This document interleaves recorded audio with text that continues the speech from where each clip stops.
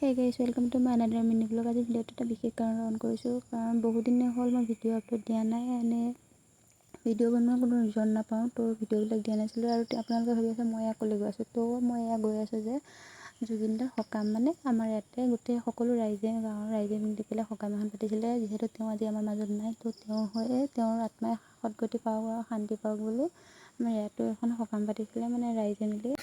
সেই দেখিলোঁ সকলো মানুহবোৰ ইয়াতে শ্ৰদ্ধাঞ্জলি দিয়া আছে, তো আমিও আহিলোঁ শ্ৰদ্ধাঞ্জলি জনালোঁ। শ্ৰদ্ধাঞ্জলি জ্বলোৱা মানে কি, আমাৰ এনেকুৱা মনলৈ অনুভৱটো আহে যে তেওঁ আজি আমাৰ মাজত নাই। বিশ্বাস কৰিব পৰা নাই, কিন্তু বিশ্বাস নকৰিলে নহ'ব, এইটো সত্য যে তেওঁ আজি আমাৰ মাজত নাই। আৰু এই নামৰ সকলো ভাবিছিলোঁ কাৰণ প্ৰসাদৰ নাম গাই থকা মাজতে খিচিৰি খালোঁ। খিচিৰি খোৱা টাইমতে বহুত জোৰছে বৰষুণ আহিছেনে আৰু স্পীড। আৰু আমাৰ ঘৰলৈ আহিবলৈ হ'লে হাতত মই এইটো কি বস্তু কোনে দেখিছে আৰু জানা কমেণ্ট কৰা।